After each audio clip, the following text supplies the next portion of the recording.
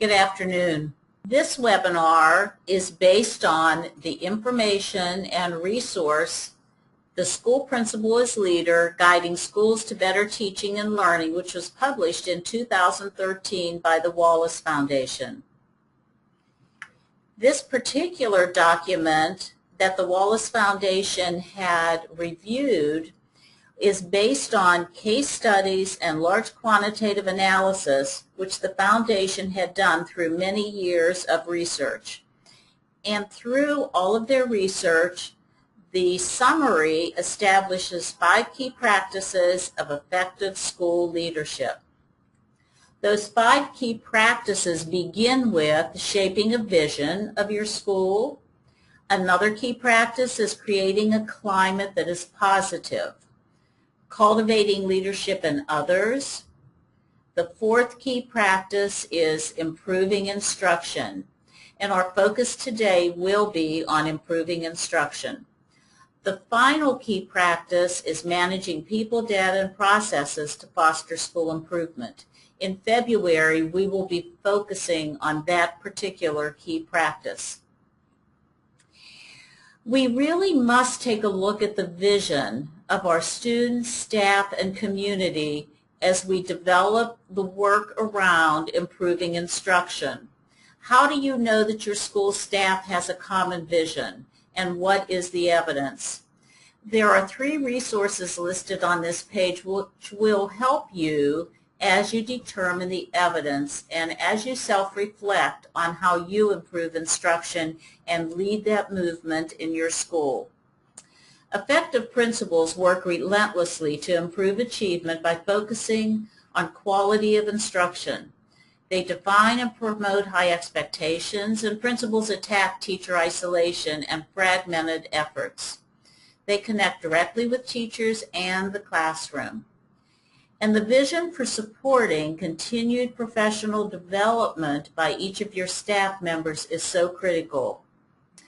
Effective principals emphasize research-based strategies to improve teaching and learning and initiate discussions about instructional approaches, both in teams and with individual teachers.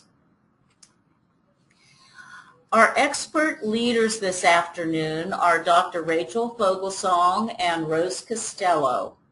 We're excited to have these 2 experts with us who will share how they have developed a very, very strong vision in different ways, but yet many similar ways in their schools. First, I would like to tell you a little bit about Dr. Rachel Vogelsong. She loves what she does each day.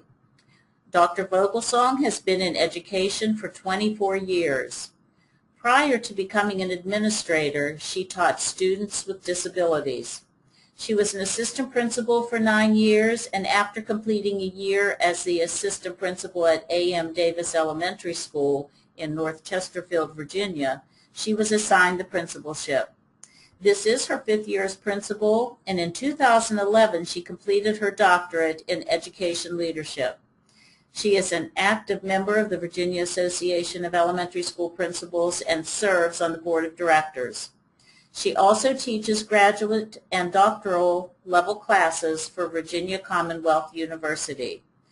We're proud to say that Dr. Vogelsong, along with Rose Costello, are nationally certified mentors.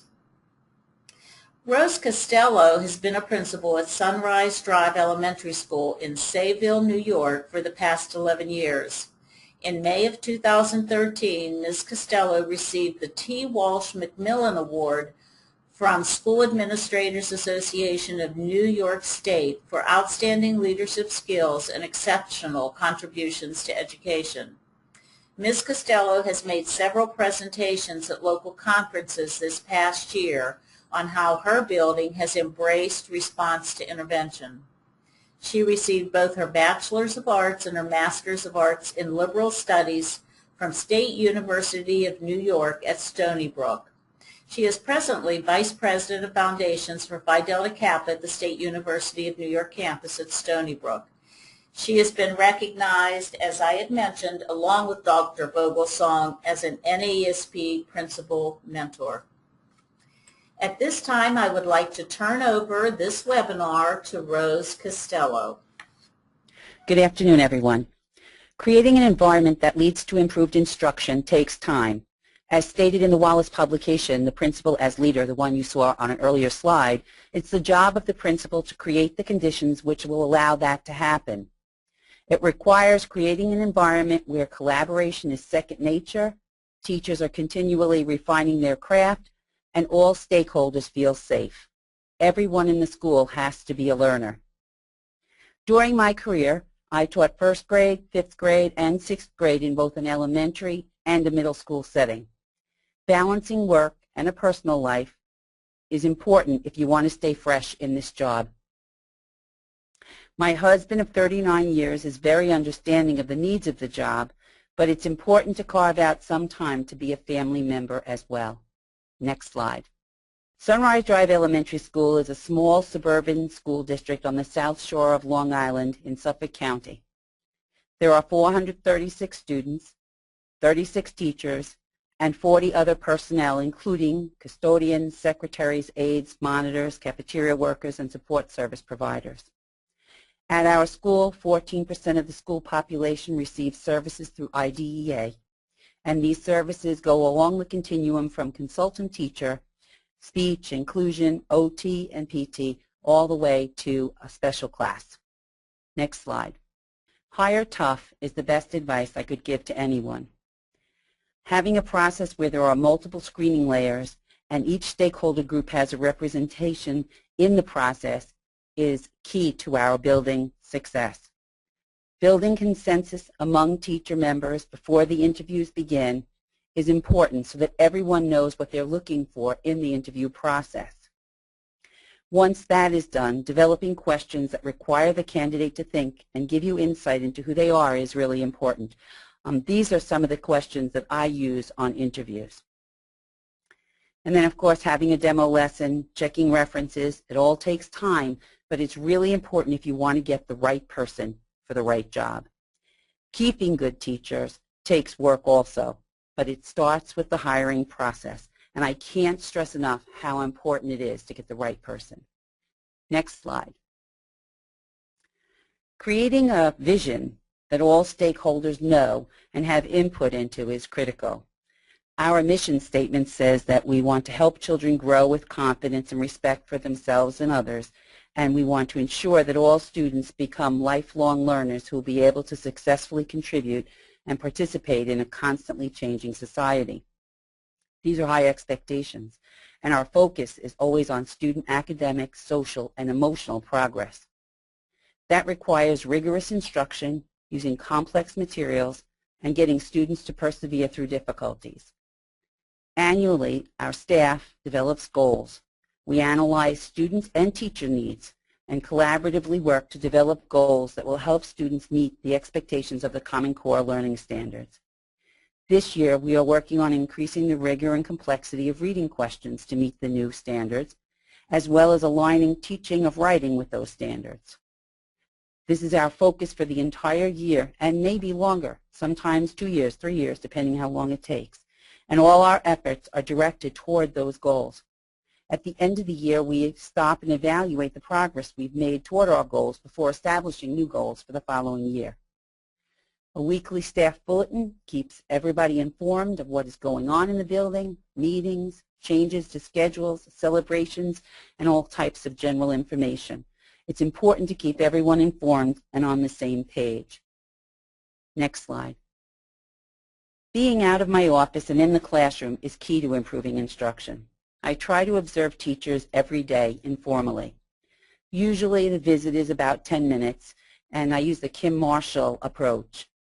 SOTEL, which is the class running smoothly and can students focus on learning?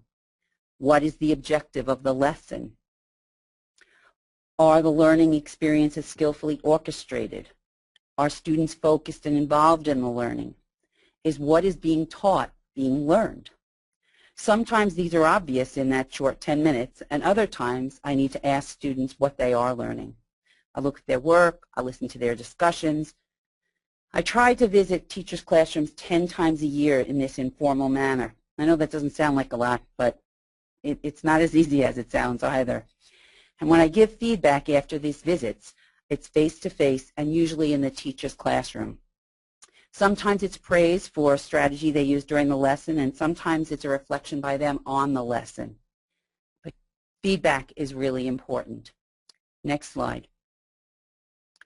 Formal observations are once a year for tenured teachers and 4 times a year for non-tenured teachers. At the beginning of the school year, our annual goals are reviewed, and I explain that they will be the focus of my observations. So, for example, this year, increasing the rigor of questioning and improving student writing are our goals. So when I meet with teachers after the lesson, I ask them to reflect on these aspects of the lesson. Of course, they're usually harder on themselves than I would be. When I have observed a good instructional strategy or someone who demonstrates a strength, I always ask teachers to share that with the rest of the staff during our professional periods or faculty meetings. Recommendations are an essential part of all of my observations. Next slide. For annual year-end evaluations, we use the Marshall rubric. Since the rubric has 60 subcategories, at the beginning of the year, discussion is had between teachers and administrators about what subcategories in the 6 domains will be highlighted during that year. I schedule time at the beginning of the year to sit down and talk to the teachers individually about expectations, and at the end of the year to discuss their evaluation with them. At our very first faculty meeting, I asked teachers to evaluate themselves. I don't see those evaluations, but I know that teachers take the time to think about their craft and how they can improve it during the year. And again, recommendations are part of the evaluation. All of us can improve. Next slide. Professional development opportunities are provided for teachers weekly in our professional development period, which is before school or at faculty meetings. Teachers sign up for these periods based on their needs or my suggestion, and some are even mandated. Annually, we have a collegial circle where teachers read a common professional text and discuss it weekly throughout the year. Last year it was Lucy Calkin's Pathway to the Common Core, and this year it's Beers and Prost Notice and Notes, Strategies for Close Reading. There are about 15 members in the circle, including myself. Reading and math support service providers push into classrooms to model good instruction. They push in for about 15 to 20 minutes of targeted instruction. So in reading, they are getting 15 to 20 minutes of a strategy called Tech Savvy. And in math, it's problem solving with perseverance. One problem, 15 to 20 minutes to work on and solve. They're tough problems. This models for classroom teachers and provides students with high quality instruction. Next slide. Keeping staff current on district goals, state mandates, building goals, changes in programs, new technology, all of that requires regular meetings. And teachers are provided with opportunities, as I said, once a week. Some are mandated, some are voluntary, and once a month our teachers throughout the district meet to discuss common goals as a grade level and instructional issues. Next slide. Analyzing student data is essential to improving instruction. Our building has a data team that meets once a week for the entire year to discuss struggling students. The team consists of the school social worker, psychologist, a special education teacher, speech pathologist, myself, the reading and math specialist, and classroom teachers. 3 times a year after screening, we look at all students. But on a weekly basis, we look at those struggling students. In looking at the students, we ask, was there good first instruction? What type of support will most help these students? Do we service them into the classroom? Do we service them out of the classroom? Who will provide the support? Are there any rule-out factors? For example, does a student have poor attendance? Is there a divorce? We also look at New York State assessments for students in grades 3 through 5, standardized testing, classroom assessments, summative and formative, and we compare our students to others in our school, other schools in our district, other districts, and students nationally. Before school, we have team meetings with parents to address struggling students, and keep them informed of what we are doing in school and offer suggestions as to how they can help us at home. Next slide. Building a safe environment for students to learn and grow is essential to building a community of learners. We spend a lot of time throughout the year instructing students about good character, speaking about school rules, and talking about bullying. I personally go into classrooms to read to students books that deal with these topics and hold discussions. Children need to feel they are safe and in a safe place in order to clear their brain for the learning that has to take place. Next slide. Designing lessons where students assume more cognitive responsibility is really essential. Who is the hardest working person during the lesson? It's proven that who does the work learns. The teacher's work is before the lesson, before that day, before the children, when they're crafting the learning to take place. Keeping parents informed throughout the year about changes in mandates and curriculum happens during parent meetings, workshops, monthly newsletters, and through our site-based team. This team has representatives of all the stakeholder groups and works to develop ways parents can support student learning. This year we'll be having parent-child book clubs that will be supervised by classroom teachers and a math night, which all of the teachers are participating in. Next slide. I think that Diane Ravitch says it perfectly here. We need to be invested in creating teachers who bring the best to our students. And the only way to do that is to hire tough, give them the support they need, provide them with good working conditions, respect them, and get the community to respect them as well. Next slide. I love this quote from Maya Angelou because I really believe that we need to find leaders in others that we can't always lead. Next slide. As the Wallace Foundation research has shown, principals who develop a strong climate for instruction develop a professional community of teacher leaders who guide one another in improving instruction. I cannot be the only leader in the building.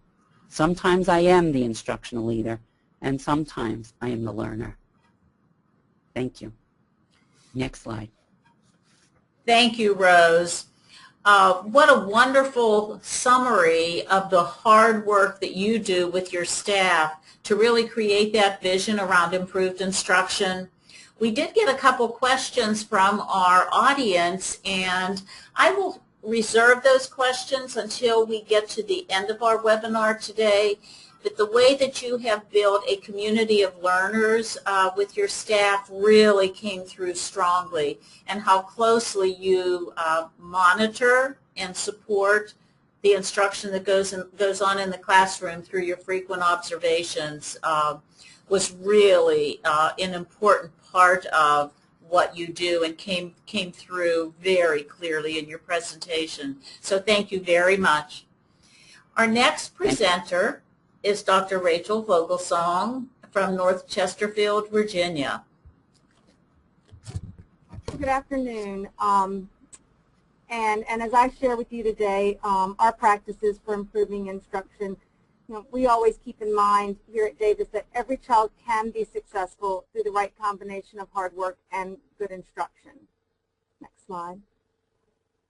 As Rose said, family is also very important to me, and maintaining that balance between my family at home and my family at school is a priority for all of our staff. My husband, my children, I enjoy spending time with them and keeping that family in the forefront of what we do every day.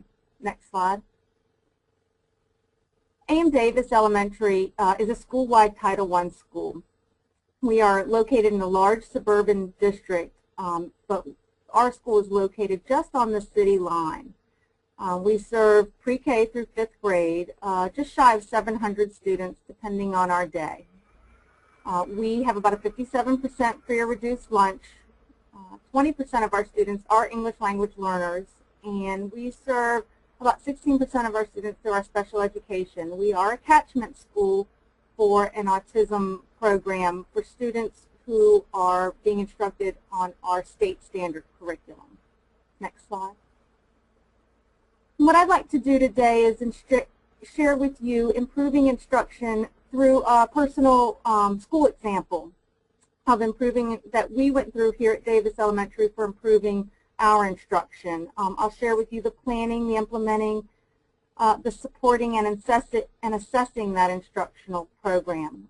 Many of the components we'll go through in the process. You've heard Rose speak to at her school. It's important that we look at the data, and we start with the data. We provide that professional development. We implement research-based strategies through our instruction. We support the teachers through coaching and PLCs, and then there's ongoing evaluation and assessment of the instruction. Next slide. So at Davis, we did start with the data. My leadership team, made up of my assistant principal and our lead teachers and team leaders, looked at some of our end-of-the-year benchmark testing. We give students the diagnostic reading assessment. This is an example of what we looked at. This was first grade data, and as you can see, these were the end-of-the-year benchmark, 45%, 70%, 54%. There are a lot of students not reading on benchmark at the end of the year. Next slide. As we took that data and decided to make changes in our instruction to improve our instruction, we went out and looked for research-based strategies that were also aligned with our curriculum. We chose the Jan Richardson Next Step in Guided Reading. Through our observations and walkthroughs, we determined that although during our balanced literacy approach of reading instruction, during that guided reading block, teachers were providing small group instruction, but there was no structure to those lessons. And we determined that Jan Richardson's model provided that structure. There were other schools in our district who were using this, or who are using this model with success. And so we took that research-based strategy and determined this would be a great model for us. Next slide. We made a plan for how we were going to implement that and then presented that to our staff. And anytime you change practices, you know, in a school, these were some of the reactions we got from our teachers. Change is scary. We got lots of excuses as why we shouldn't do this, why it wasn't going to work. And in those cases, I say go back to the data. We needed to make changes. What we were doing wasn't working. And we relied on our teacher leaders to help implement this process. Next slide. As I said, we made a professional development plan that provided every teacher with the Jan Richardson Next Steps in Guided Reading book.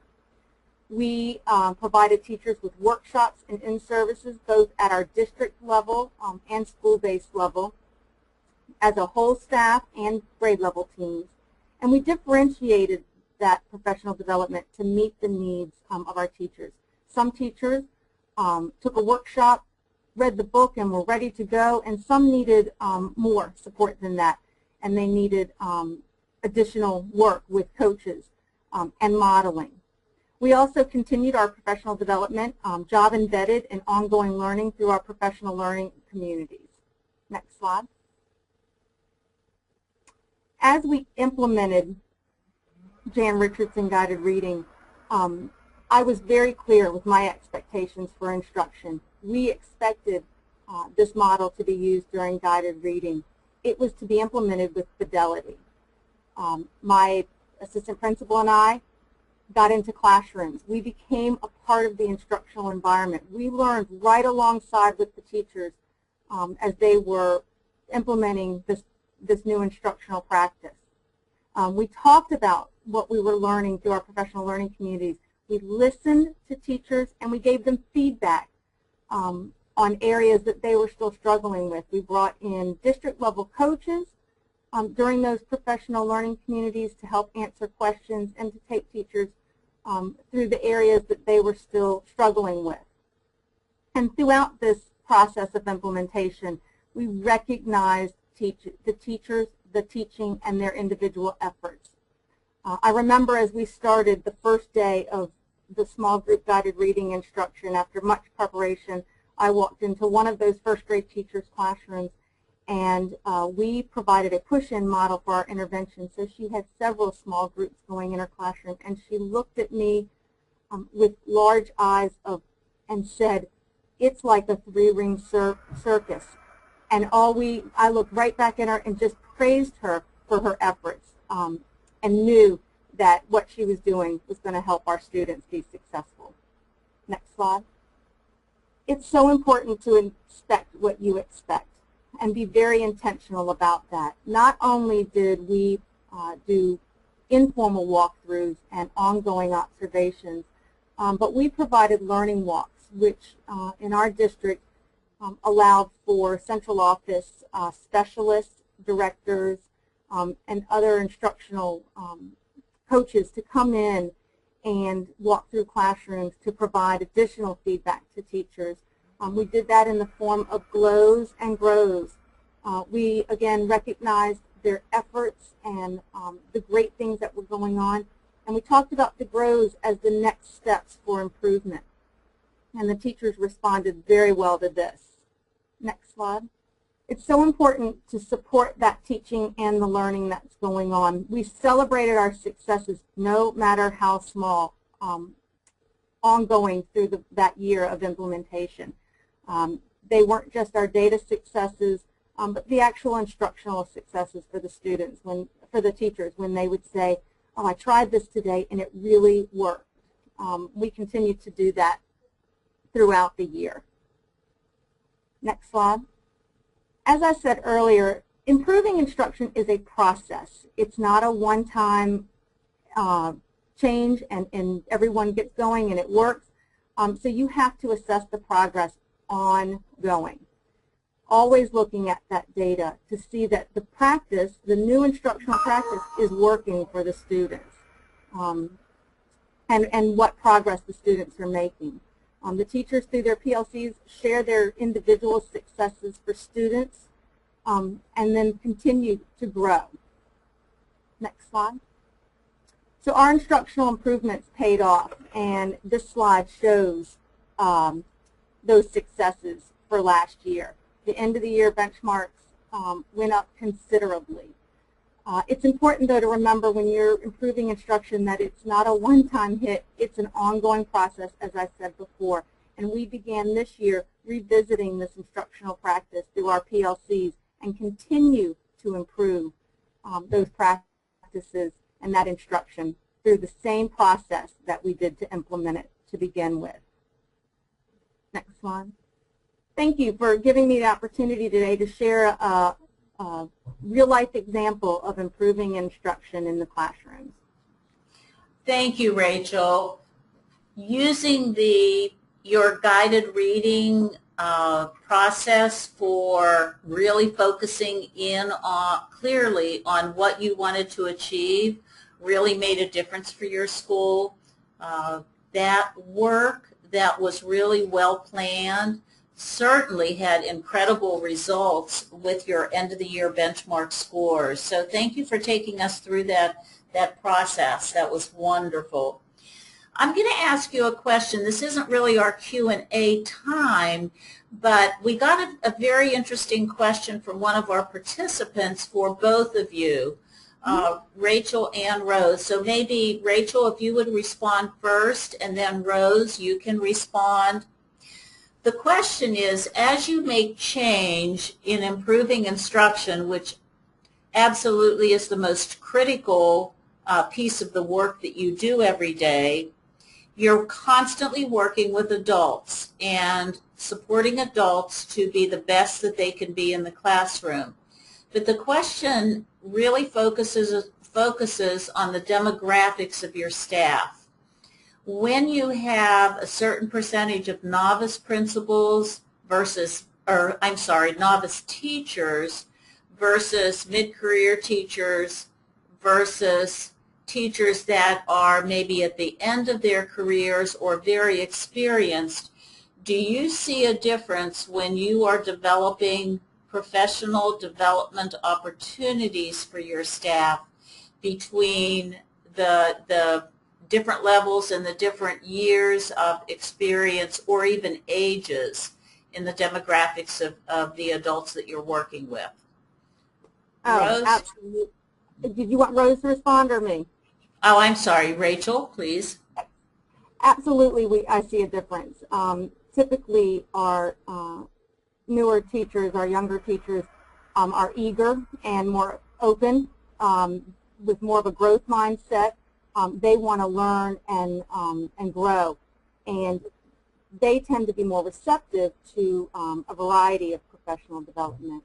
I think our more experienced teachers, many of them, we try to work from a strength-based mindset and what helps them grow in their style of teaching. We do a lot of coaching at Davis and in our district where it helps through an individual coach. It helps to differentiate those professional development needs. And I think people feel it's more directed at the areas that they need to grow. I hope that answers the question. Great, thank you. Rose, how would you respond to that? A little differently. I do think that my young teachers, my teachers who are new to our profession, are very eager and anxious to learn anything that will help them improve how they deliver instruction to students. And so rarely do you have anyone in that group who would be less than happy about receiving some support. I have to say, for my teachers who have been, are mid-career, and my experienced, seasoned teachers, even some of my master teachers, they still see themselves as learners. And so, depending on what opportunity we're offering them, I see them being involved. I think part of the key to that is whether or not it's a mandated improvement, or it's a voluntary. My staff volunteers to enrich their own teaching abilities quite frequently. So I think it depends on the individual. But if I had to say, blanket statement, yes, I think all new people to the profession are probably more eager to learn because they feel they have much more to go in the career. Thank you. Great answers. We just got 2 more questions, and I think I'll go ahead and share these questions with you at this time, since we are talking openly to gain some information from your experiences. One of our participants is in a school where 90% of the staff is in their first or second year of teaching. So what focus would you recommend when you have a staff that is that early in their career? Rachel, can you respond to that? Wow. I think there's an automatic desire to think that you have to focus on it all, and that is incredibly overwhelming. When you have teachers that young in their career, it's important to focus on being well planned and start. Gosh, Rose, you want to jump in? 90% of a young staff is. I think it would be incredibly challenging. Because you don't have enough models there within the school to help those teachers grow. It would be important, I think, to go back to what Rose said earlier in the webinar, getting into those classrooms every day and be giving that informal feedback to help teachers feel confident in their instruction. I think, I had the same reaction you did, Rachel. I went, wow, 90% in their first or second year. I think that, as the building administrator, you're right, get in the classroom, see what's going on, see what you feel the deficits are. I just jotted down 2 things while I was waiting for my turn to speak, and one is classroom management, which is essential. So I would take a look at classroom management, and if that's not an issue, then I wouldn't even have to address it. But I think, since reading is a key skill for all of our children, I would take a look at how they teach reading and how your particular district wants them to teach reading. And I think that if you have a reading specialist in your building to help you address that issue would probably go a long way. And you might think about asking the teachers themselves where they feel they could use support. Between the teachers, if they're honest enough, and it's tough in a first or second year teacher to know whether or not they will be that honest with you, your observations of that teacher, and if you have another administrative pair of eyes in the building, that would be excellent. I don't, but many buildings do have an assistant or some other chairperson or someone like that to help. I think that would be key to making a decision about where you need to start. And Rachel, I agree with you 100%. You need to start small. Start with one thing. There's no way you can approach the entire situation in 1 year. You take one thing. I know when we began, we were looking at our math program, and then we started looking at differentiated instruction, and we probably looked at and made differentiated instruction our goal for about 3 years before I was comfortable enough and the teachers were comfortable enough thinking that we could now move on to another goal.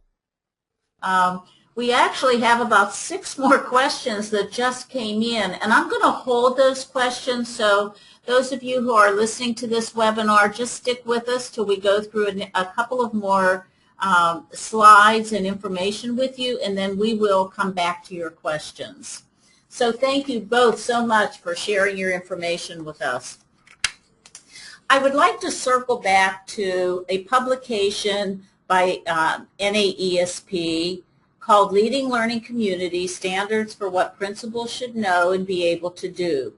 One of our standards is demand content and instruction that ensure student achievement of agreed upon standards, and it certainly is directly related to improved instruction in our discussion this afternoon. Each of our 6 standards in the Leading Learning Communities publication has a set of strategies. The particular strategy directly aligned to content and instruction is ensuring rigorous, relevant, and appropriate instruction in our schools. This particular strategy, as all of them, has a self-reflective opportunity for principals in the publication, Leading Learning Communities. The continuum for principals to self-reflect and self-assess is levels 1 through level 5. Generally, principals who are performing at a level 1 would be our new principals or novice principals, and those performing at a level 5 would be the more experienced or expert principal. In each of the levels in our publication are listings of evidence that a principal could use to accurately self-assess their performance. So I would recommend to our audience, if you have not read or you do not own a copy of Leading Learning Communities, please take a look at the NASP website and use this book as a self-reflective tool for yourself. In the Wallace Foundation research, principals themselves agree almost unanimously on the importance of several specific practices. According to one survey, keeping track of teachers' professional development needs and monitoring teachers' work in the classroom are 2 areas that effective principals practice. Whether they call it formal evaluation, classroom visits, learning walks, or any of the other terms that describe classroom observations or classroom visits, 83% say that this is incredibly important to be an effective instructional leader. Also, principals agree, this 83%, that they shift the pattern of annual evaluation cycle to one of ongoing and informal interactions with teachers, which are incredibly important as well. The Wallace Foundation also cites the Minnesota-Toronto study, which paints a picture of strong and weak instructional leadership. It states that both high and low scoring principals said that they frequently visit classrooms and are very visible. However, differences between principals in the two groups come into sharp focus as they describe their reasons for making classroom visits. High-scoring principals frequently observed classroom instruction for short periods of time, making 20 to 60 observations a week in their school for a large-size staff, and most of the observations are spontaneous. Their visits enabled them to make formative observations that were clearly about learning and professional growth, coupled with direct and immediate feedback. High-scoring principals believe that every teacher, whether a first-year teacher or a veteran, can learn and grow, as both Rachel and Rose described in their schools. In contrast, low-performing principals described a very different approach to observations. Their informal visits or observations in classrooms were usually not for instructional purposes. They were there to view a student, maybe give the teacher information about a message, that they visited classrooms, but it really was not focused on instruction. Even informal observations were often planned in advance so the teachers knew when the principals would be stopping by. The most damaging finding became clear in reports from teachers in buildings with low scoring student achievement scores, with principals who said they received little or no feedback after informal observations. So the big takeaway from this and from the webinar this afternoon is lots of observations in classrooms and lots of feedback for teachers. Now we're going to go back to the questions that have come in during the webinar. How does your reading specialist support in a regular classroom? Both of you mentioned support services in your classrooms. Rose, can you share how your reading specialist supports the regular classroom instruction? Yes. About 2 years ago, our reading specialists went on a conference and they were exposed to a workshop on this book called Text Savvy. And they read the book, came to me and said, we would really like to introduce this strategy into classrooms 2nd, 3rd, 4th, and 5th grade. And in order to make that happen, obviously, they are the support for our response to intervention. So students in Tier 2 and Tier 3 receive services sometimes from the reading specialist. We've made a decision that our reading specialists would service only the most needy Tier 2 students and Tier 3 students, and that the other students would be serviced by their classroom teachers. This freed up a period a day, 45 minutes, and their push-in into the classroom is about 15 to 20 minutes. So they go in with a piece of text, and they do a close reading on that text with the students on a whiteboard. They're modeling for the teacher the strategy of using Text Savvy, and then they're also instructing the children on how to do a close reading. Unfortunately, with limited budgets, and I'm sure everybody faces that, every decision that you make is one thing at the expense of the other. But we found that more children generally benefit from this type of push-in and modeling than we would by just using our reading teachers for pull-out services. Great, thank you. Rachel, how would you respond to that? How does your reading specialist and other non-certified staff or certified staff support in the classroom? Well, similar to Rose, our reading specialist, and we have two what we call Title I reading intervention providers. They do provide our Tier 2 and often Tier 3 small group reading intervention. They also provide that. Ours provided through a push-in model within the classroom. All teachers and intervention providers are providing that small group guided reading during that common time at each grade level. A reading specialist also serves as the teacher leader for reading instruction. She helps plan with teams, provides coaching and modeling as needed, especially to our newer teachers or teachers who just need that for professional growth. She serves as a liaison between our district level reading specialist, serves on that reading specialist team, and comes back and provides us ongoing information on reading instructional practices, any of our state assessment information. She helps to facilitate many of our professional learning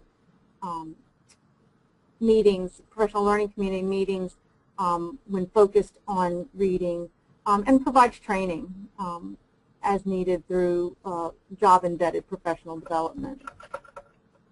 Great, thank you. We have some other questions, and I know I would love to get to answering all of them. One of the questions is kind of two-part. How many, when you gave your demographics of your schools, you mentioned the number of people on your staff. How many of your staff are in their first or second year of teaching? That would be new novice teachers. And what is the average age of your staff members? What would be a ranking that would be the average age? Rachel? This year, we've seen a more recent change, especially in my last 5 years here in our building, where many of our teachers have retired. When I arrived at Davis, we were a much more experienced staff, and we have seen a change over the last several years. Right now, we currently only have 2 first-year teachers. We have about 5 teachers within their the first and third year. Most of our teachers are mid-year career teachers, and we have 2 retiring this year. So we're pretty well balanced. We, fortunately, in a Title I school, do not see as much turnover of our staff. We've been very fortunate. I'd like to believe that it's the culture that we build here. It's a real community family school, and so we've been fortunate in that. Would you say, Rachel, that the average age would be in their 30s or 40s? About 30s? Mm-hmm. Great. Rose, how about you? Well, I have 5 teachers who are in their first or second year, and 7 if I go to the third year. And I probably have about 5 teachers who I would consider have been teaching for 25 or more years.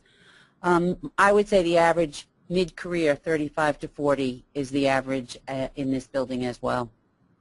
Okay, great. Here's another question for you. How can you help a staff of inexperienced teachers, and I think this refers back to the question about 90% of the teachers being in their first or second year of teaching. How can you help a staff of inexperienced teachers from getting overwhelmed with all of the work that they're expected to do? Rachel? I think it goes back to many of the comments Rose and I made earlier. It's helping teachers find that balance. It's acknowledging and recognizing their successes and their strengths and helping to build on those. A lot of first-year teachers, I think their feeling of overwhelmness comes from their inexperience. And frankly, they're not sure that what they're doing is being effective. And so it's helping them see the progress of their students. But Rose said something very key, and I think for a lot of first-year teachers, if behavior management in the classroom is an issue, that just amplifies, I think, those feelings of being overwhelmed. Because if you are well-planned and engaging students, it seems to take care of itself. Rose? I have to agree that management is key in that very, very early part of your career. I would say that as the building instructional leader, I think that any information you can put out to the staff so that they have it at their fingertips. I send out a weekly staff e-bulletin, and teachers can easily access it or print it for themselves, so it keeps them informed on where they need to be. So you kind of take that off their plate. Encourage them. If you don't get upset, they won't get upset. So part of how you, the demeanor you present to your staff is really important, especially with young teachers and people who don't really know you yet. I think that anything you can do for them to kind of lighten that load, any supports you can put in place, talking about their strengths, talking about how ask them, how can I help you get through this? And I think if you have a mentor teacher on that grade level, someone they can trust and go to, someone who will stay a day ahead of them. So you can stay a day behind me and I'll help you get through this is really important. I know that we do have mentor teachers, that all new teachers are assigned a mentor, and we do work as grade levels because I think that sharing, knowing they're not alone is another important component. We're all kind of in a flux at this point as far as, with all the race to the top and Common Core learning standards and changes in education. So they need to understand that we're all in this together. Great, thank you. I would just like to add a couple comments to that question. When you have a large number of inexperienced staff, I think the leader of the school with an inexperienced staff, and I'm jumping on what you said, Rose, that they really need to understand and assess the strengths of those individuals that they're serving, those teachers. And the tool that we use in our National Mentor Program is the Strength Finder by Thomas Rath. That might be a great resource, but there's many others out there so that those individuals can grow and understand what they're really good at. The other thing that is important for a school principal, the school leader, to understand the philosophy and theory around generations. And if you are working with a staff of the new generation, the way that they view their jobs, the way that they view leadership, their expectations of their leader might be different than a staff that has a large number of teachers in their 20th, 25th, 30th year of teaching. So truly it behooves the leader to understand generations. The new generations and different generations want to be communicated with in different ways. Their understanding of technology is so different. The expectations of how they want to be managed is different. How they dress, how they commit to their jobs, whether they like to work as individuals or on teams. Those are all important things to understand when you're trying to pull together your staff and support them in working in the most effective ways that they can, and to retain them as teachers, which is another big issue when you have a large staff of new, inexperienced teachers. Retention is such an important issue. So thank you for your answers to that question. We don't have a lot of time left, but I would just like to ask, what benchmark or testing assessment are you using for math? Rachel, what do you use to assess for math? Our benchmark is, I'm in Virginia, and so we have standards of learning here. Our benchmark is county created or district created based on the released questions that our state has released from those most recent SOLs. Mm-hmm. And Rose, what do you use for math? Well, we screen our children 3 times a year on AIMS Web, and our everyday math program has benchmarks built into it. So those are the two things that we use, and the New York State assessments as well. Mm-hmm. Great, thank you. This next question is about parents.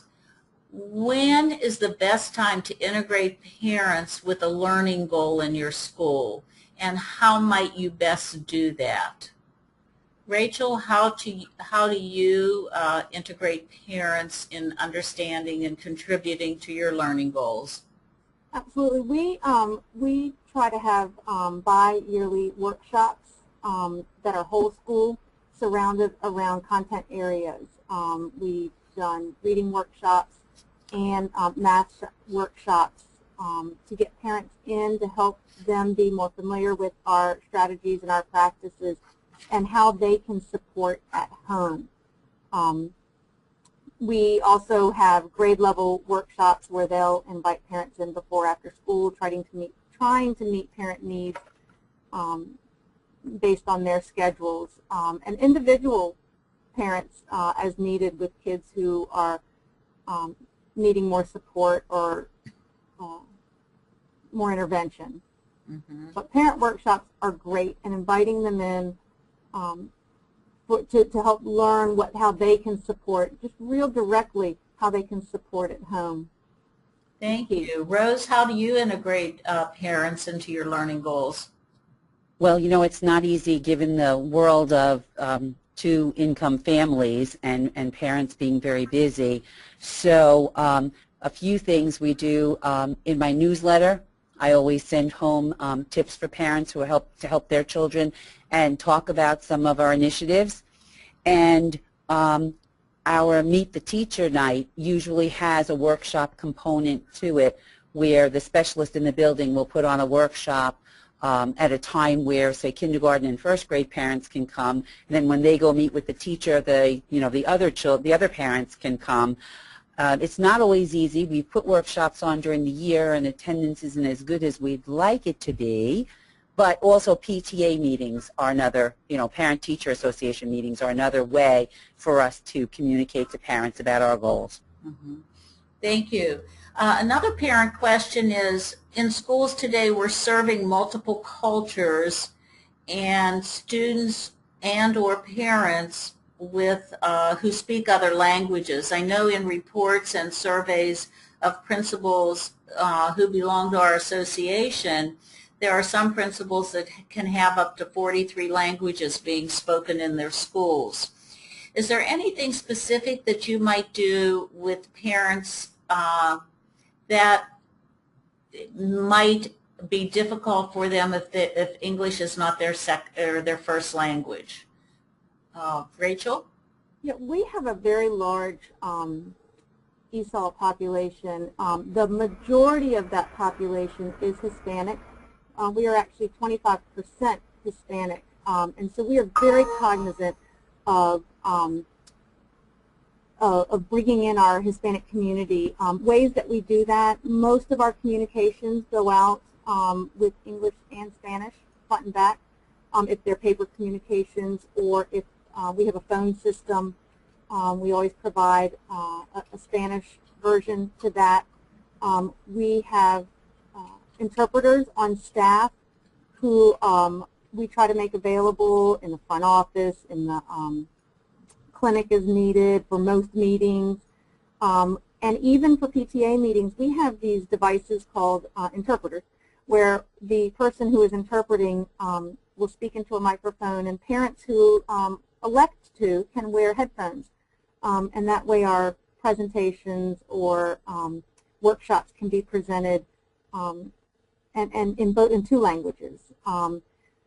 We struggle with meeting the needs of other languages in our community, although we have a fairly large ESOL population within our district, and if needed, we are able to provide some interpreters for other languages, including Chinese, or I